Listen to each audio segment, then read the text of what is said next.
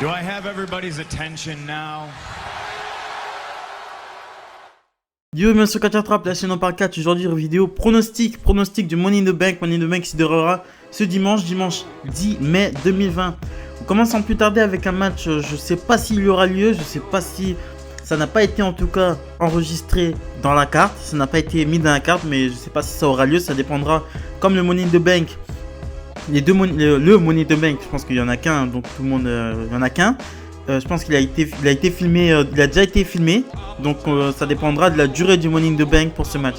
Donc ce match, c'est le match pour le titre par équipe, la Lucha House Party contre le Miz, contre le Miz et Morrison, contre le New Day, contre les Forgotten Sons, pour le titre par équipe bien sûr. Moi mon cœur aimerait bien la Lucha House Party. La Lucha House Party qu'ils avaient fait une très très bonne prestation à Elimination Chamber et je pense qu'ils le méritent. Je pense qu'ils méritent d'avoir le titre carrément par équipe. Soit la Lucha House Party, soit les Forgotten Sons. Le Miz et Morrison, on les a déjà eu champions par équipe et le New Day c'est bon quoi.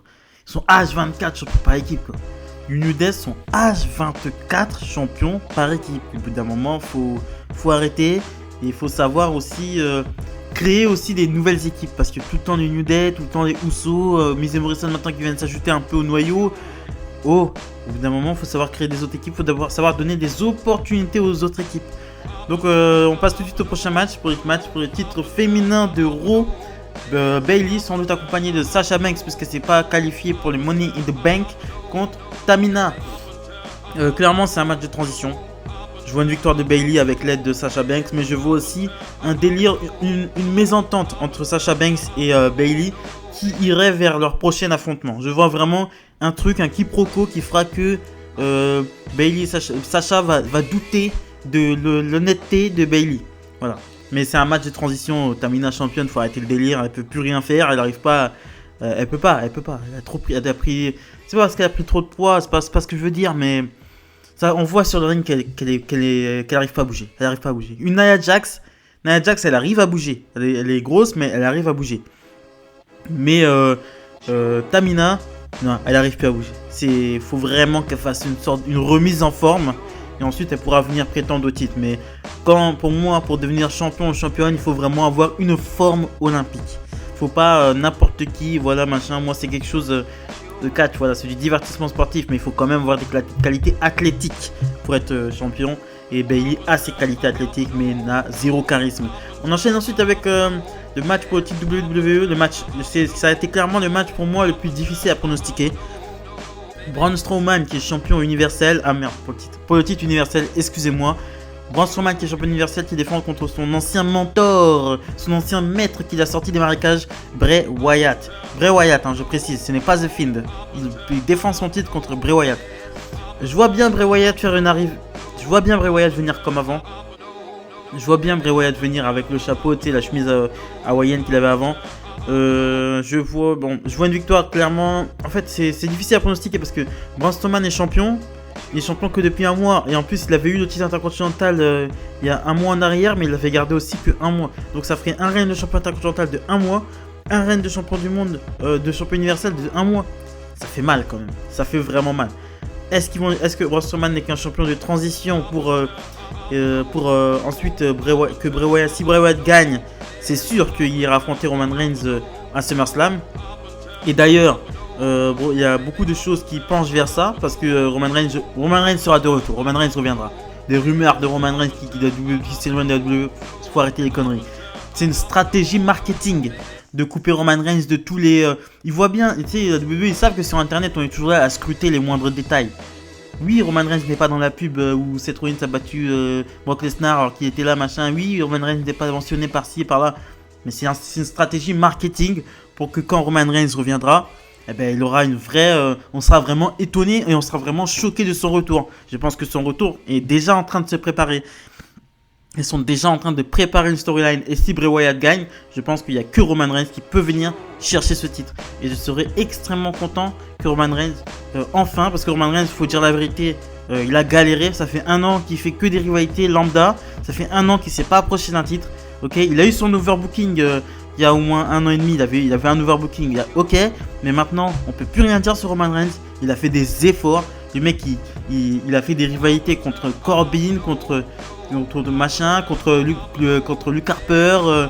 Il a vraiment, pendant un an, il a vraiment fait des rivalités sans titre. Il s'est approché de aucun titre. Il a fait aucun main event. Et là, maintenant, pour moi, il mérite sa chance au titre universel contre Bray Wyatt. Et il mérite de devenir champion. Roman Reigns aussi, je détestais autant que vous avant. Mais maintenant, je suis désolé. Le mec, il a vraiment fait le taf. Ça fait un an qu'il met over des gens. Parce qu'il a mis over Buddy Murphy dans un match. Je suis désolé, c'est lui qui l'a mis over. Il a mis over Luke Harper dans la rivalité quand même. Parce qu'une rivalité avec Roman Reigns, on en sort toujours grandi. Il a mis over Baron Corbin, qu'il a crédibilisé. Il a bien mis over Baron Corbin. Et oui, il mérite sa chance au titre. Donc je pense une victoire de Bray Wyatt. Je me suis détourné un peu du sujet, mais je pense une victoire de Bray Wyatt, clairement. Bray Wyatt va gagner. Bray Wyatt, voilà. Donc, de toute façon, dans les deux cas, on aura un match pourri. Dans tous les cas, on aura un match qui sera pourri. Donc voilà. Donc ensuite, on enchaîne avec un match pour le titre de la WWE. Là, je pense que ce sera un match de très bonne facture. Là, aucun suspense. Victoire de Drew McIntyre. Je pronostique une victoire de Drew McIntyre. Je peux pas croire que Seth Rollins gagne ce match. Drew McIntyre, il est trop en confiance en ce moment. Et en plus, il commence vraiment à être à l'aise avec le titre. Le titre lui va vraiment bien. Et j'aime bien Drew McIntyre avec la ceinture. Voilà, j'aime bien. Il est bien avec la ceinture. Il est bien. Donc pourquoi il retirer le titre? Ça n'aurait aucun sens. Ça n'aurait aucun sens de retirer le titre à Drew McIntyre. Et en ce moment, Drew McIntyre, il faut dire, pour moi, c'est le top face de la WWE. Ce n'est pas le top face parce que c'est le top face. C'est le top face parce que moi, quand je vois Drew McIntyre à la télé, je suis content de le voir. Voilà, c'est un face. Je suis content de le voir. Dès qu'il se bat, je suis derrière lui. C'est vraiment. Ça fait longtemps que j'ai pas été autant comme ça derrière un face.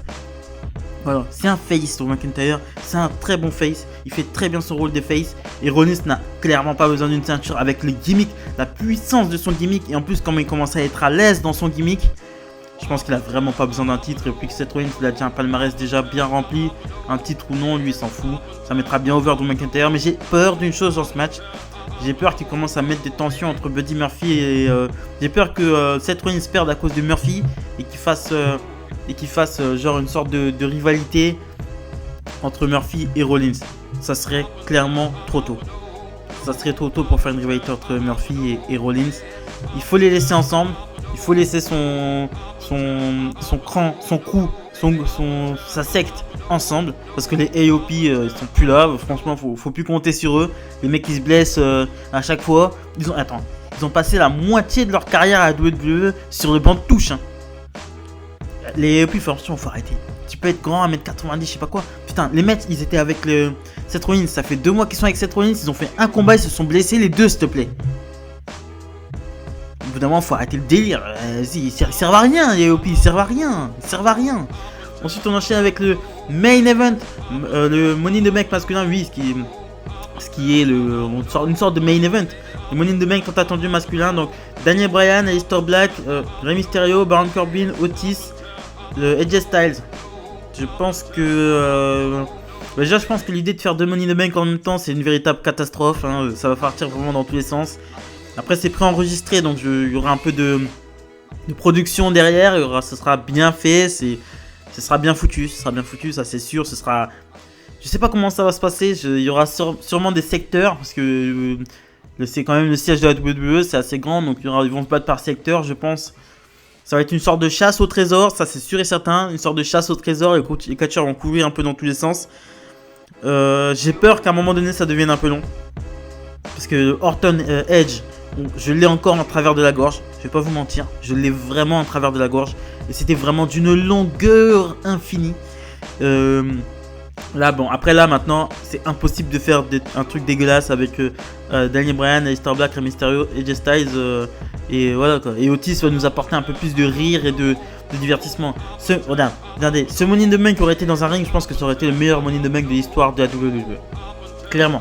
La carte là, le Money in the Bank, c'est le meilleur. Pour moi, in-ring, ça aurait été le meilleur Money in the Bank de l'histoire de la WWE. Attendez, Daniel Bryan, Aleister Black, Mysterio, Baron Corbin, même si tout le monde le déteste, il est hyper over. Otis qui va nous apporter un peu de rire, un peu de momentum. AJ Styles, je suis désolé, ça va nous apporter vraiment c'est vraiment Pour moi, in-ring, ça aurait été meilleur Money in the Bank de l'histoire de la WWE. Donc je pronostique une victoire de Styles. Tout simplement parce que il est de retour. On lui a retiré Gallows et Anderson. Moi, ça me fait vraiment mal parce que j'aimais beaucoup The aussi. C'est un de mes clans préférés à la WWE avec The Undisputed Era. En même temps, il n'y en a que 2. J'ai envie de te dire.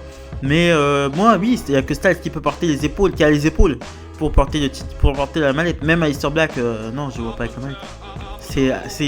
C'est Styles. Il faut que AJ Styles gagne cette mallette. C'est obligatoire. Et pour en fait pallier au fait que pour essayer de nous faire oublier Gallows et Anderson. Parce que je vous garantis qu'en voyant Styles, on y pense tous. Ça, je vous le garantis. Il faut donner la manette à Styles pour qu'on oublie Gallows et Anderson. Voilà. On enchaîne ensuite avec le main event Money in the Bank féminin. Asuka, Nia Jax, Shayna Baszler, Dana Brooke et Lacey Evans, Carmella. C'est la première fois que là je me rends compte depuis ça fait à peu près 1 an que je suis vraiment très intéressé par la division féminine. La Women's Revolution a marché sur moi. Clairement, parce que je suis autant. Parce que avant, je vous dis tout de suite, hein, les filles, ça ne m'intéressait absolument pas. Ça m'intéressait pas. Limite, c'était à ce moment-là, j'allais aux toilettes. Voilà, c'était à ce moment-là, j'allais aux toilettes. Mais là, je suis vraiment très intéressé. Je suis limite plus intéressé par les Money in the Bank féminins que le masculin. Pour vous dire. Donc, c'est vraiment. Je porte un très grand intérêt à ce match. Pronostic tout le monde. Hein, sauf Carmella. Sauf Carmella, s'il vous plaît, ne redonnez pas la manette à Carmella. Carmella, moins elle ouvre la bouche, mieux c'est. Et mon cœur voudrait vraiment Lacey Evans. Lacey Evans, elle fait beaucoup d'efforts depuis qu'elle est arrivée dans le roster principal. Elle s'est vraiment très bien adaptée. Elle fait partie vraiment des réussites de la WWE niveau transition de roster de NXT à Raw. Elle s'est très bien adaptée, elle a eu sa petite rivalité avec Becky Lynch qui l'avait vraiment bien fait connaître. Elle est passée en face et franchement elle est très bien, elle est bien, franchement elle a fait beaucoup d'efforts et elle s'adapte parfaitement au roster principal. Et elle mérite de gagner ce Money in the Bank. Mais j'aimerais, bon j'ai dit tout sauf Carmella mais tout sauf aussi Shayna Baszler. Ça semble évident qu'il faut pas mettre Shayna Baszler Money in the Bank. Shayna Baszler, elle a une revanche à prendre en 1 contre 1 contre Becky Lynch. Et si elle est une fighteuse comme elle est vendue comme une fighteuse, la meuf elle s'en bat les couilles du Money in the Bank. Elle s'en bat les couilles, c'est Shayna Baszler. Elle dit non, moi je suis une fighteuse, il me faut mon 1 contre 1 contre Becky Lynch, j'ai pas envie de choper une mallette qui m'intéresse pas, voilà c'est tout. Et Shayna Baszler, on sait tous qu'elle peut devenir championne quand elle veut. Donc autant me donner la manette à quelqu'un qui ne peut pas accéder au Graal sans ça. Ça sert à rien de donner des mallettes à des gens qui peuvent devenir champions comme ils veulent. L'année dernière, ils l'ont donné à Brock Lesnar. Mais c'était une catastrophe. Tu donnes la manette à Brock Lesnar. En plus, il y avait que des nouveaux gars. Franchement, j'ai cru que vraiment, le Money in the Bank doit être une manière pour un catcheur qui est dans la mid-card de devenir un main eventer. CM Punk, c'est comme ça qu'il est devenu main eventer. Grâce à cette mallette. Il y a des gens, ils peuvent pas devenir main eventer. CM Punk ne serait pas devenu main eventer sans la mallette. Hein. Je vous dis honnêtement, hein, il serait pas devenu main eventer sur la mallette. Surtout à l'époque. C'était dur à l'époque. Et là, c'est encore. Là, Brock Lesnar, l'année dernière, mais je suis devenu fou. Brock Lesnar arrive. Alors que tout le monde s'était cassé le cul pour se qualifier au Money in the Bank. Tu te casses le cul pour te qualifier au Money in the Bank. Tu te casses le cul pendant le match. Le mec, il arrive pendant que tout le monde est à terre. Pendant le match, il place l'échelle. J'ai fait non, il va pas faire ça. Il est même pas dans le match. Le mec, il monte, il prend la mallette et là, je suis devenu fou. Je suis devenu fou de rage. Brock Lesnar, ok, oui, machin, il est super, il est super over dès qu'il vient, mais pas le Money in the Bank. Attends, arrête, t'as battu Undertaker, t'es champion pendant plus longtemps que CM Punk, t'as des titres quand tu veux, tu défenses à chaque fois que tu viens, tu niques tout le monde, mais pas la manette, s'il vous plaît. Je sais pas qui a booké ça, mais il doit être celui qui a booké Brock Lesnar Money in the Bank, il doit être viré immédiatement. Brock Lesnar, vas-y arrête, Brock Lesnar il est champion quand il veut. On le sait tous. Brock Lesnar est champion quand il veut. Et celui qui a booké ce Brock Lesnar champion, c'est vraiment une hérésie. Il doit être viré immédiatement. C'est qui a booké Brock Lesnar avec la mallette. Et quand il venait avec sa mallette, il faisait le rappeur. Mais c'était d'un ridicule sans nom. Voilà. C'est parce que c'est Brock Lesnar, ce n'est pas ça. Et Shayna Baszler, ce n'est pas ça non plus. Je vois mal Shayna Baszler avec une mallette. Ouais, je vois pas Shayna Baszler avec une manette, faut être honnête. News WWE. Vince McMahon miserait beaucoup sur Brendan Vick. Brendan Vick qui est le partenaire de Shane Thorne. De toute façon, j'avais capté parce que dès qu'ils ont mis MVP en manager et qu'ils ont annoncé le match Brendan Vick et Shane Thorne contre Cedric Alexander, j'ai fait ok, ils veulent apporter une certaine visibilité parce que quand ils te mettent un manager et qu'ils annoncent ton match, généralement, c'est que tu vas gagner. Et Cedric Alexander et Ricochet, comme ils sont enterrés, ils sont plus bas que le sol. Et donc, Brendan Vick, bon, moi je suis. C'est pas quelqu'un que j'ai remarqué. Moi j'avais remarqué quand même parce qu'ils avaient mis un Bigfoot à Ricochet. Il avait pin Ricochet avec un gros Bigfoot. Et oui, clairement, on verra plus Brendan Vick sur nos écrans en ce moment avec du coup Shane Thorne. Je pense que ça va lui profiter aussi. Et je pense que oui, ils veulent le booker un peu comme Braun Strowman à l'époque. Voilà, comme le mec hyper puissant, le mec que personne ne peut l'arrêter. Parce qu'il fait quand même 1m96 le garçon pour je sais pas combien de kilos. C'est un poids lourd. Et Vince McMahon, on sait c'est le genre de catcheur qu'il adore.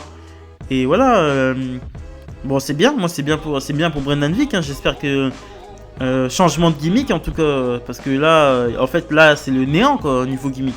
Après j'espère que lui, après pour moi là c'est le niveau gimmick. Bon, il est avec Shane Thorne, mais moi c'est Shane Thorne que je remarque des deux. Pour moi, Brendan Vick il a vraiment besoin d'un ravalement de façade. Et ensuite, comme JBL avait pu le faire à l'époque, une sorte de ravalement de façade. Et ensuite, Brendan Vick, je le vois bien à la JBL un peu, tu vois. Un peu cowboy mais classe. JBL, j'aimais beaucoup son gimmick. Il avait un très très bon gimmick qu'il incarnait très très très bien. Le genre de un peu J.R. Ewing de la WWE. Il incarnait extrêmement bien sa gimmick parce que c'était lui. Et je le vois bien un peu en JBL. Non, pas en JBL parce que ce sera un peu copié, mais en personnage un peu influent comme ça, qui use de voilà, un peu de la JBL. Donc voilà, c'est ce que je pensais c'est ma vidéo pronostic de Money in the Bank. Abonnez-vous, likez, commentez, c'est très important pour le développement de la chaîne. Salut les amis!